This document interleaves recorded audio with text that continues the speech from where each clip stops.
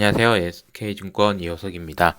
오늘은 2020년 12월 14일 이호석의 와이즈 시작하도록 하겠습니다. 한 주 동안 있을 일들 좀 미리 좀 점검해 보는 건데, 이번 주는 역시나 FOMC가 굉장히 중요하기 때문에 FOMC를 어떻게 봐야 되는지에 대한 고민들을 좀 담아봤습니다. 그런데 이제 재밌게도 제목은 컨센서스의 종말이에요. 어, 이 원래 이제 보고서의 제목은 컨센서스의 올이라고 했는데, 종말이 더 맞는 표현인 것 같다라는 생각도 좀 듭니다. 어떤 내용인지 좀 설명을 좀 드려보기에 앞서서, 간단히 한 가지만 좀 말씀드릴게요. 최근에 구독자분이 굉장히 많이 늘어서, 대략 뭐 구독자 수가, MOM, 그러니까 한 달 사이에 거의 한 50% 이상 증가했어요. 그래서 3분의 1은 저희가 처음 오신 분들이기도 하고, 그래서 제가 꼭 드리고 싶은 세 가지 말씀이라는 제목의 영상을 제가 만들어서 제 얼굴도 나옵니다. 그래서 세 가지 말씀이라는 제목으로 좀 영상을 만들어 봤습니다. 그래서 많은 분들이 봐주시고 또 응원도 해주시고 했는데, 한 번만 다시 정리해 말씀드리면, 저는 어쨌든 상당히 많은 분들이 제 채널에 오셔서 금융과 관련된 이야기를 들으시는 거잖아요. 그래서 저는 책임감을 느낍니다. 책임을 느낍니다. 이 얘기에 대해서 제가 하는 말을 들으시고 투자에 도움을 받으셨다고 하시는 분도 있지만, 오히려 아니야, 네 말 듣고 망했어, 이런 얘기도 하실 수도 있고, 여러 가지 관점에서, 이건 돈이 오간다라는 관점에서는 굉장히 책임감을 느끼고 있고요. 다만 네가 뭔데 책임감을 느낄 정도냐, 막 이런 식으로 생각하실 수도 있어서, 그렇게 생각하지 않으시기 위해서는 제가 또 여러 가지 관점에서 노력을 많이 해야 되겠다라는 생각을 하고 있다. 그런 얘기를 좀 드렸고요. 두 번째는 가치에 대한 이야기인데, 제가 하는 일이 가치 있는 일이라고 저는 생각하기 때문에 앞으로도 계속 열심히 하겠다, 이런 얘기입니다. 그리고 이제 세 번째 얘기가 좀 중요할 수 있었는데, 네, 제가 할 수 없는 일. 그래서 이걸 싹 지워버리고 I can do it 이렇게 할 수도 있지만, 그렇게 하고 싶지 않다라는 겁니다. 제가 할 수 없는 것들은 할 수 없다고 얘기할 거다라는 얘기죠. 음, 그 말씀을 좀 드려봤고요. 다만 이제 한 가지만 좀 부연해서 설명드리면, 이 얘기를 보시고 아마 많은 분들이 야, 이거 좀 뭐 자신 없는 거 아니야? 막 이런 생각을 하실 수도 있는 것 같아서, 그 정도로 이렇게 겸손의 표현이었습니다. 겸손의 표현. 그리고 사실 이제 올해 2020년에 제가 와가지고 뭐 여러 가지 전망도 하고 막 그랬는데, 생각보다 제가 생각했던 것보다 전망이 그래도 좀 잘 맞은 편이었습니다. 그래서 2021년에도 올해만큼 잘할 수 있을까? 이런 고민이 든다. 뭐 이런 정도의 의미, 겸손함의 표현이었다라고 보시면 좋을 것 같고요.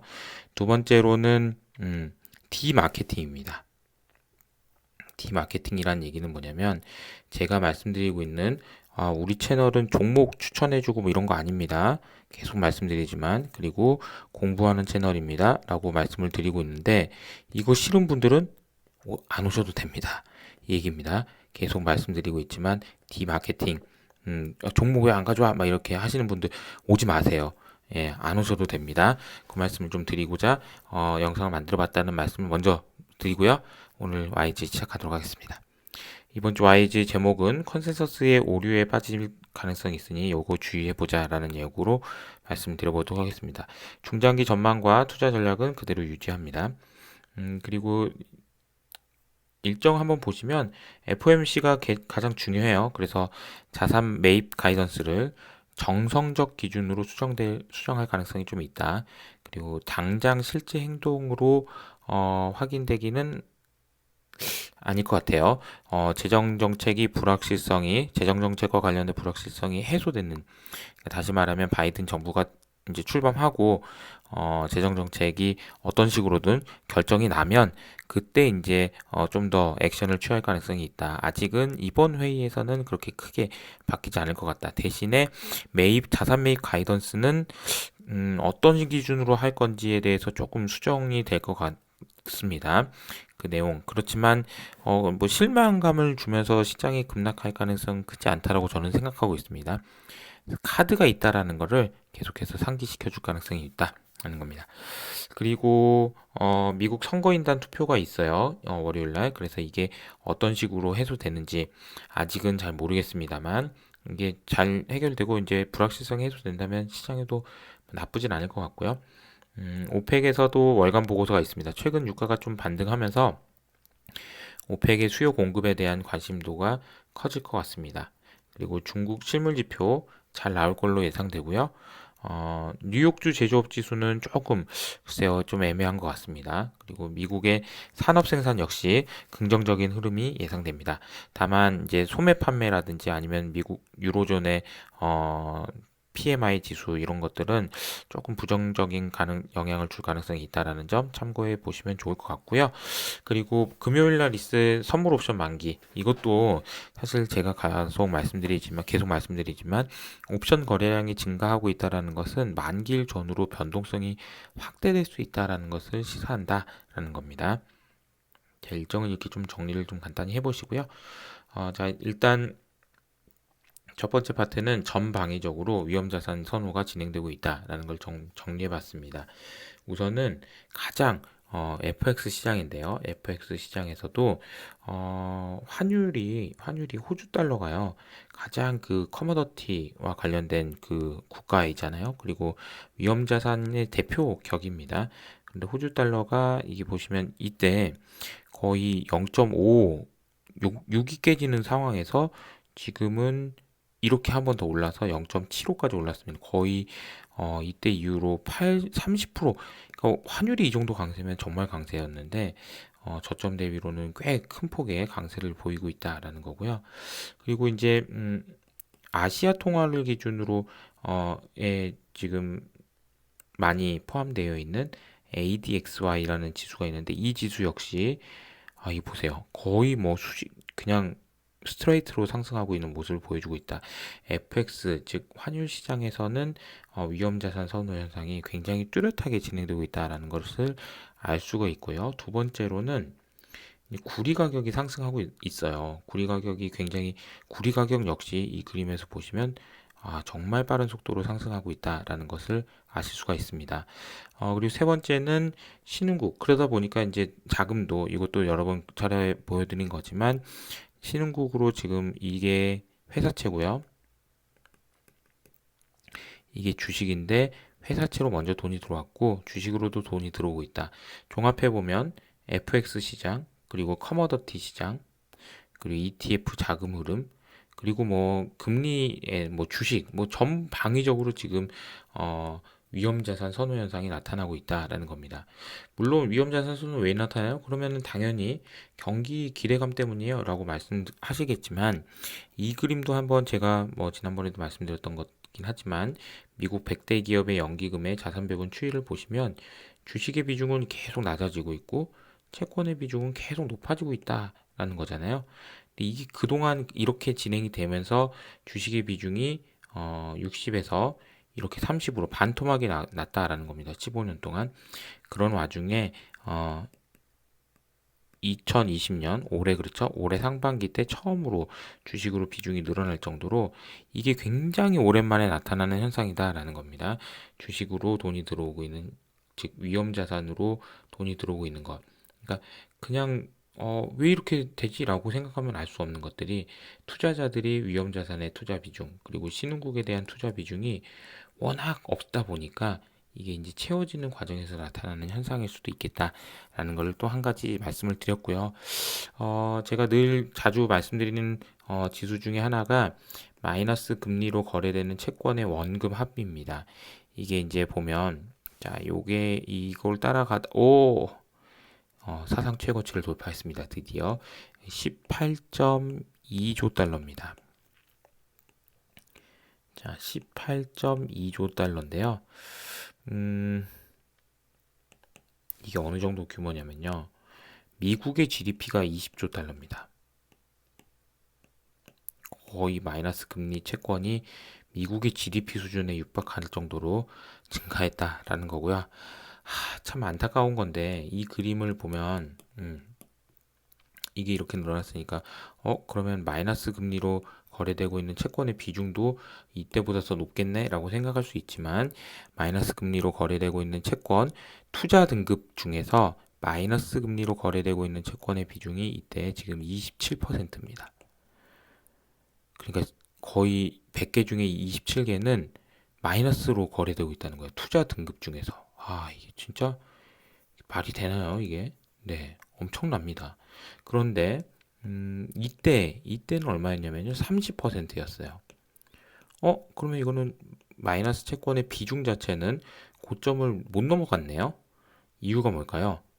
분모가 커졌기 때문이죠. 분모는 뭡니까? 글로벌리 투자 등급 국채의 총량입니다. 총량이 이게 17% 늘었더라고요. 이야, 엄청납니다. 정말 한 해 동안에 채권이 규모가 17%라니. 이게 이제 뭐 예를 들어서 주식으로 따지면요. 주식은 만약에 17%면 얼마죠?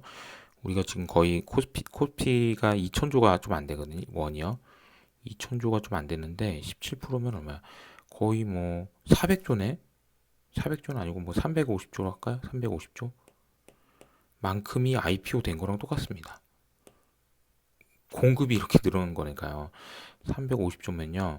지금 삼성전자 하나 더 들어온 겁니다. 엄청난 규모입니다. 그런데도 불구하고 금리도 낮게 유지되고 있고 참 놀라운 일들이 벌어지고 있는 겁니다. 지금 채권 시장에서는요. 언제까지 이렇게 될지 모르겠지만 아무튼 그런 놀라운 현상들이 나타난다. 그런데 채권으로 돈을 더 넣겠다고 신용 뭐 20이나 아니면은 중앙은행에서 사주는 거는 뭐 이해는 하지만 연기금에서 지금 채권을 더 사겠다고 마이너스 금리인데 이게 쉽지 않은 일이라는 거죠. 그러면 제가 이제 늘 말씀드리는 거는 우리가 채권이라는 것이 이렇게 저장 공간이라면 이거의 사이즈가 지금 이만큼 늘어났다는 거잖아요. 17%가 요만큼요. 이렇게 늘어났다는 겁니다. 근데 저장할 곳이 없다는 거예요. 다 차가지고요. 뭐가요? 뭐가 저장할 곳이 없다는 건가요? 돈이요, 돈. 돈을 저장해 놓을 곳이 없다는 겁니다. 나는 돈 없는데. 이렇게 생각하시는 분도 있겠지만, 아무튼 그래요. 통화량이 워낙 증가하고 이러다 보니까, 이렇게 말도 안 되는 현상들도 나타나고 있다라는 겁니다. 심지어, 포르투갈이요. 이것도 말씀드려야 돼요. 포르투갈 그러니까 10년물 금리도 놀랍게도 마이너스 같습니다. 포르투갈이 제가 보니까요, GDP 대비 국가부채 비중이 150% 정도 수준 됩니다.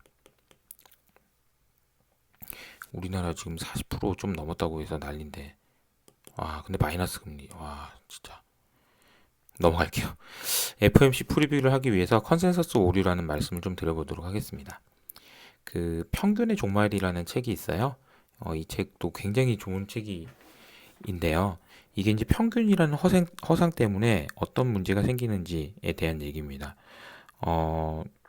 좀 장애를 앓으신 분이 하버드대 교수님까지 가는 그 과정을 그린 내용들입니다.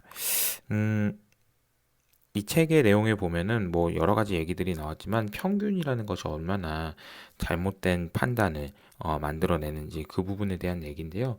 오늘은 이제 제가 컨센서스의 오류라는 얘기로 말씀을 드려보도록 하겠습니다.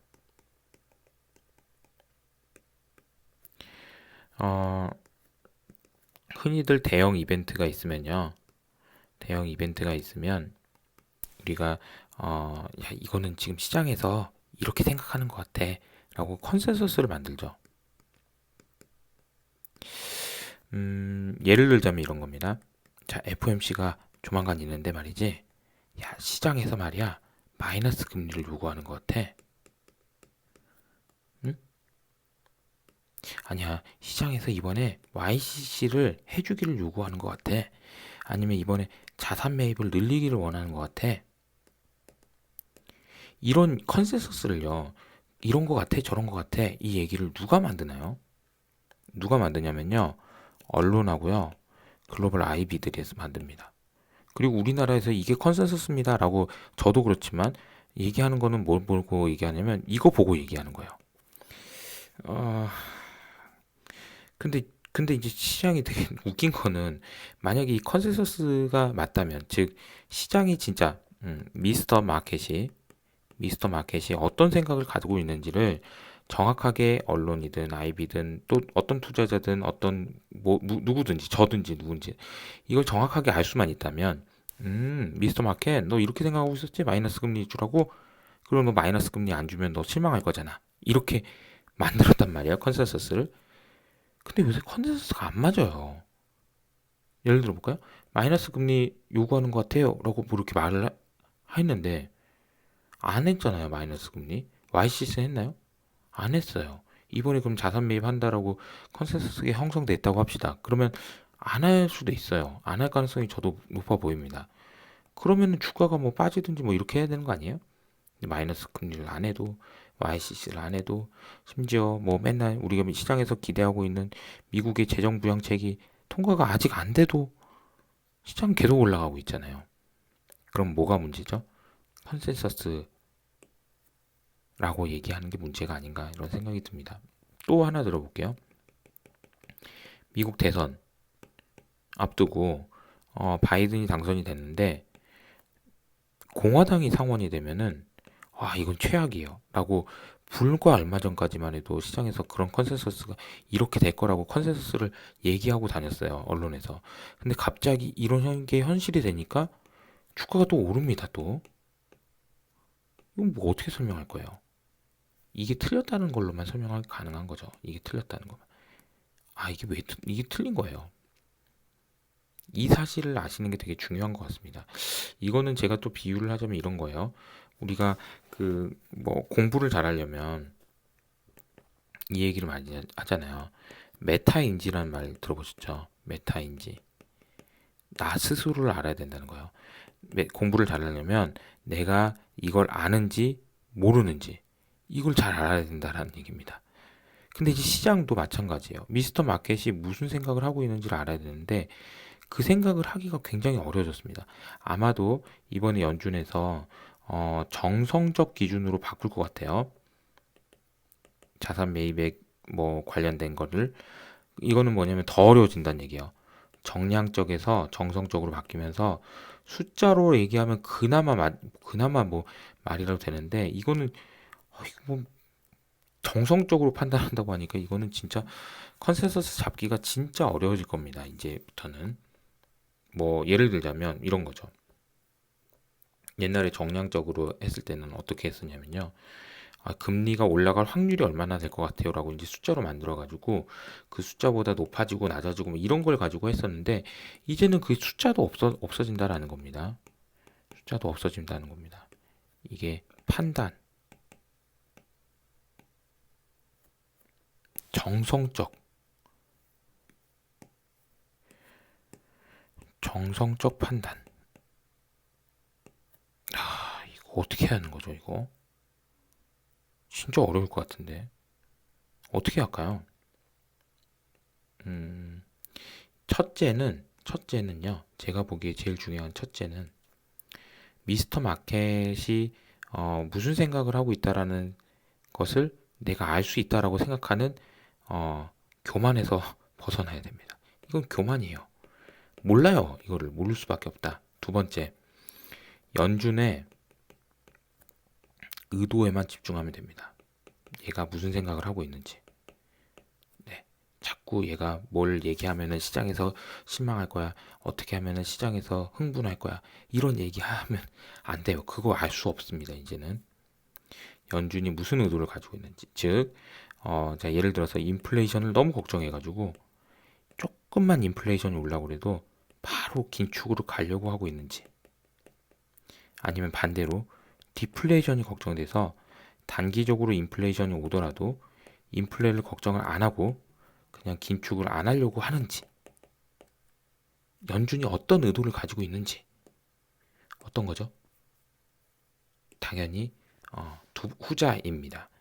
그래서 긴축을 안 하려고 하는 것이 연준의 의도다라는 것이 중요한 포인트인 것 같습니다. 공부하는 채널이라고 말씀드린 것만큼 좀 더 좀 재미없는 얘기일 수 있지만 이 그림은 보시면 개인 소득의 전체 YY 증가율하고 임금 소득이 어떻게 차이가 나는지를 좀 보여주고 있습니다. 네, 요거는 사실 고용이 회복이 되면서 미국의 소비가 늘어나지 않았다는 걸 단적으로 보여주고 있는 그림인 것 같습니다. 고용은 아직도 조금 시간이 남았다라는 걸 보여주고 있는 그림이고요. 이 그림도 상당히 중요한데 최근에 커머더티 가격, 아까 말씀드린 대로 구리 가격, 뭐 유가 뭐 다 올라가면서 상품의 가격은 좀 올라가고 있는 것은 맞습니다. 그렇지만 서비스와 관련된 미국의 물가는 계속해서 낮아지고 있는 상황이기 때문에 일단 뭐 지금 유가만 오른다고 해가지고 미국에서 물가가 오른다 이런 얘기가 안 나올 것 같다라는 게 첫째고요. 두 번째는 이번 주에도 제가 이제 논문 하나 소개해 드리는데 뉴욕 연준에서 나온 자료입니다. 이 그림은요, 1년 후에 인플레이션에 대한 기대와 3년 후에 인플레이션에 대한 기대를 비교해 놓은 그림인데요. 파란색 선이 4% 이상 인플레가 올 거다라고 생각하는 사람들의 비중입니다. 이 그림을 보면 올해 이게 어떤 식으로 바뀌었냐면요. 4월 달에 코로나 터지고 나서 이러다가 이거 인플레이션 오겠어 이렇게 생각하는 사람들이 많아졌습니다. 반면에 3년을 기준으로 보면요. 3년 후에 인플레가 올 것 같다라는 생각하는 사람은 거의 변화가 없습니다. 근데 이게 이제 지금 올라가고 있다라는 거고 자세히 보면 회색의 음영 처리된 부분도 커지고 있다라는 것을 확인할 수 있습니다. 이 얘기가 뭐냐면요. 결국에는 여기서 말하는 이 공간이 커지고 있다라는 것이 전망치, 즉 평균이 우리가 평균치만 가지고 우리가 판단하기에는 문제가 있다는 거예요. 생각하는 사람들이 이렇게 생각하는 사람도 있지만 그렇게 생각 안 하는 사람도 있다는 거예요. 그리고 길게 보면 인플레가 없을 것 같다라고 생각하는 사람들, 인플레에 큰 변화는 없을 것 같다는 생각, 이렇게 단기적으로는 이렇게 올 수 있다라는 생각을 가지고 있지만 장기적으로는 디플레가 에서 벗어나기 어렵다라는 생각을 가지고 있다는 생각도 든다라는 거죠. 그래서 어떻게 해야 되냐 이제 결론입니다. 지난번에 이제 원유 선물 시장에서 반영된 거 이 그림을 좀 보여드렸는데 이 그림에서도 마찬가지 방금 전에 보여드렸던 것과 똑같은 그림이 나옵니다. 단기 전망은 올라갔지만 장기 전망은 하락했다라는 거고요. 이 그림에서 조금 더 명확하게 그려보면 원유 선물 시장에서는 단기 즉 2021년 4월 달에 유가가 피크를 찍고요. 이게 쭉 내려와서 2026년까지 하락할 걸로 보고 있다라는 것이 전망입니다. 근데 이게 사실 좀 정확한 전망인 것 같아요. 저희가 늘 얘기하는 것처럼 내년 4월 달이 유가 그리고 유가, 인플레 그리고 경기 회복에 대한 기대감이 피크를 보일 가능성이 큽니다. 이렇다 보면 유가나 인플레나 경기나 물론 경기 좋아지는 건 좋죠. 그렇지만 늘 얘기한 것처럼 인플레이션에 대한 우려가 커질수록 시장에 연준은 아니라고 할 거예요. 하지만 시장에서 계속 걱정할 수 있습니다. 그렇기 때문에 이와 관련된 종목들의 피크는 조금 더 빨리 올 가능성이 있다라는 것을 염두에 두면서 플레이를 하시는 게 좋지 않을까 그런 생각을 하고 있습니다. 자, 이게 진짜 무서운 거거든요. 피크아웃이요. 요게 어떤 식으로 변화되는지도 저도 계속해서 보면서 혹시 변화가 되는 게 있으면 확인시켜 드리도록 하겠습니다. 자, 뭐 오늘은 컨센서스의 종말이라는 표현을 쓰면서 시장에서 최근에 나타나는 이제 여러 가지 현상들, 어려운 현상들 전망하기 정말 어렵습니다. 그런 것들 때문에 컨센서스라는 것이 이제 별로 의미가 없어졌다라는 것을 조금 말씀을 드려봤습니다. 이번 주에도 성공 투자하시고요. 저는 이만 물러가겠습니다. 이호석의 YG는 여기까지입니다. 감사합니다.